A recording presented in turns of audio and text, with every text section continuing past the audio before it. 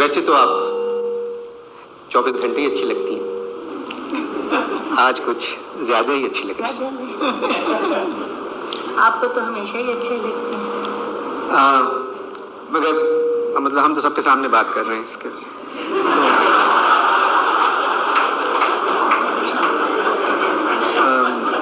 Madam, मैं आपसे पहले भी कई मर्तबा कह चुका हूँ, मैं क्या पूरा मुल्क आपसे कहता है कि शायद ही कोई दिन ऐसा हो जिस दिन मेरे वतन में किसी खिड़की या दरवाजे से आपके गाने की आवाज ना आए। कैसा लगता है आपको? सब उसका कर्म लगता है। कभी महसूस नहीं हुआ कि मैं हूँ। मुझे हर वक्त कभी भी गाती हूँ तो मैं अपने गाने से क्या कहना चाहिए, मुझे कोई खुशी नहीं होती कि मैंने आज गाना सही गाया। कोई ना कोई उसमें मुझे नुक्स रहता है और कमी महसूस होती है। और फिर मैं सोचती हूँ कि नहीं, अब मैं गाऊंगी तो इससे बेहतर की कोशिश करूँगी। और कहती भी हूँ कि भाई ये ना रखो, एक दफ़ा फिर मौका दो। कहते हैं जी नहीं बहुत अच्छा है। तो मैं सब यही समझती हूँ कि उसी का कर्म है जो ये बात अब तक बनी हुई है। तो आजकल वो आपसे पंजाबी गाने बहुत गवा रहा है। आजकल पिक्चरें पंजाबी बनती हैं, उर्दू के भी गाने गाएं, पिक्चर नहीं बनती। मैं कैसे गाऊं? पहले मुझे कहते थे कि ये तो जी, जब मैं उर्दू पिक्चरों में नहीं, पंजाबी में नहीं गाती थी, बल्कि यूँ समझे कि हमारे पाकिस्तान में उर्दू पिक्चर ज़्यादा बनती थी 30 बरस पहले। तो मैं लोगों से कहती थी खुदा के लिए मुझे पैसे भी दे दो, जो दे दो कम दे दो, आधे दे दो, मगर मुझे एक पंजाबी गाना गवाओ।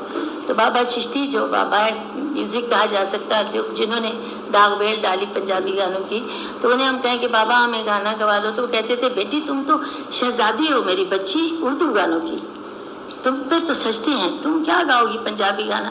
तो जब हमारे पंजाबी गाने अल्लाह ने हिट कर दिए तो अब मैं कहती हूँ मुझे खुदा के लिए उर्दू गवा आएगा कि किस तरह मैंने बाजा एक और ग्रुप बैठा हुआ था जिसमें 4-5 ही लोग थे दूसरे ग्रुप के, बाकी 5000 आदमी मैडम के ग्रुप थे। जब बाद में वहाँ क्या करते हैं लोग, वो पाउंड फेंकते हैं। किसी का झगड़ा था म्यूजिशियन से, किसी ने पाउंड के सिक्के फेंकना शुरू किया, तो मुझे उसको रोकना पड़ा। मैडम से आज चाहिए, मैंने कहा भाई ये नहीं करें आप बिल्कुल भी। और जब मैडम आए स्टेज पे तो कोई इस तरह की चीज़ नहीं होगी। और आप यकीन मानिए जब मैडम आई हैं तो स्टैंडिंग ओवेशन मैंने बहुत दिनों बाद किसी का इतना देखा है जो कि इस तरह हॉल में तालियां गूंजी थी, बल्कि मैडम की आंखों में आंसू भी आ गए थे। अच्छा ये बताइए कि मोहब्बत जो है ना, बकौल मीर के उलझे सुलझे किसी काकुल के गिरफ्तार रहो। इंसान एक मोहब्बत है, आपको अपने फन से मोहब्बत है, तो कुछ मैं आपकी याद तो मोहब्बत की गुफ्तगू करें, कुछ करें। अब करें भी तो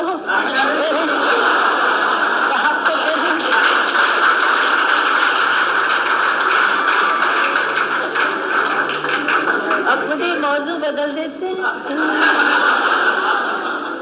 हाँ पर भाई मतलब अपने फन के अलावा, हाँ, मतलब मौसीकी के अलावा सबसे ज्यादा मोहब्बत आपने किससे की? देखिए अब बदल गई कैसी बात है, किसका जवाब दूं? वो एक तो देखिए इश्क मिजाजी, इश्क हकीकी, किसकी बात कोई। देखिए हकीकी तो यह है कि मैं अपने खुदा की और भी दिन ब दिन कहिए कि मैं इतनी बीमारी से निकली तो उसी की मशहूर हूँ और उसी से मोहब्बत है। दूसरी ये कि मुझे अपनी औलाद से बढ़ के मुझे अपनी आवाज़ से मोहब्बत है, अपने फ़न से मोहब्बत है। और जाहिर है कि किस माँ को अपने बच्चों से प्यार नहीं होता, वो भी है, मगर मुझे अपने वतन से बहुत मोहब्बत है, अपने आवाम से जो मेरे लिए दुआएं करते हैं, मुझे बड़ी मोहब्बत है। शायद इसीलिए मैं ये काम नहीं छोड़ सकी, वरना बारहा ऐसा वक्त आया कि छोड़ दो। कई मेरे चंद लोग, मैं डॉक्टर्स का नाम नहीं लूँगी क्योंकि चंद देखे वो कहेंगे हमारा इशारा किया, तो उन्होंने भी कहा भी आप काम छोड़ दीजिए अब। तो मैंने ये सोचा कि क्यों नहीं कहते कि तुम जीना छोड़ दो। मेरे लिए बिल्कुल इसी के मुतरादिफ है कि मैं जीना जैसे सांस लेना छोड़ दूँ। ना गाऊँ तो मैं घर में बर्तन तोड़ती हूँ और लोगों से लड़ती हूँ, नौकरों को डांटती हूँ, तो वो लोग कहते हैं या अल्लाह बीबी का गाना कितने दिन नहीं हुआ ये चाहे घर से। जब मैं आती हूँ गा के तो मैं बहुत खुश होती हूँ।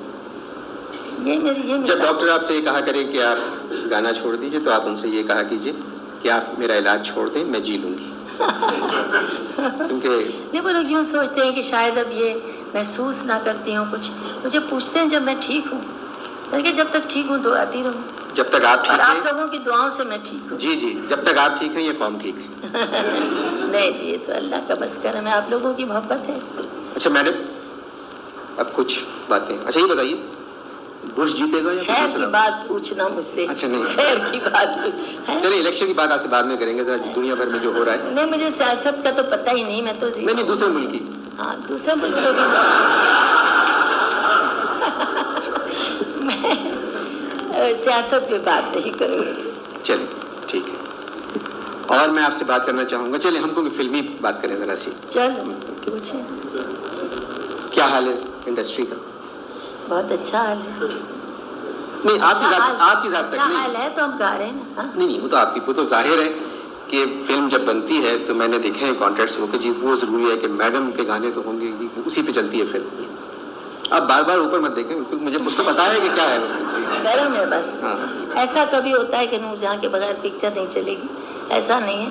بس کرم ہے اس کا. چل رہے ہیں جو پکچر ہے وہ کہتے ہیں کہ بھی نور جہاں کے گانے ہوں، گاتی ہوں. اچھا آپ کے مطلب کبھی دماغ پہ بوجھ رہا، کبھی کس چیز کا کسی ٹینشن رہی؟ بوجھ بھی کئی مطلب قسم کے ہوتے ہیں. نہیں جتنا آپ کے ہاتھ پہ بوجھ ہے، اس کا دولت کا بوجھ، قرضے کا بوجھ، جینے کا بوجھ، کس قسم کا بوجھ؟ جتنا بوجھ آپ کے ہاتھ پہ انگوٹھیوں کا. نہیں، یہ تو خیر میری والدہ کی انگوٹھی جسے میں کبھی نہیں میں نے اتارتی. پاپا لوگ کی انگوٹھی پہلی مرتبہ کہتے ہیں یہ کیوں نہیں اتارتی، تو مجھے ایک مل گئی ہے ورثے میں، تو میں اسے ہر سال کے ساتھ ممکن ہے کبھی نہیں کہ اتارتی. مقدس چیز ہے یہ. ہاں مقدس ہے جی. بس اس لیے لوگ کہتے بھی ہیں مجھے، بچے بھی کہتے ہیں اتار دیجیے، بڑی بری لگتی.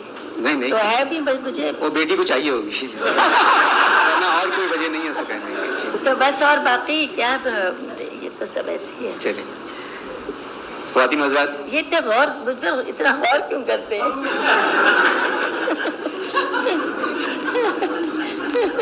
میں آپ کو ایک بات بتاؤں، میڈم 3 مرتبہ یہ پروگرام میں شریک ہوئی ہیں اور تینوں مرتبہ میزبانی کے فرائض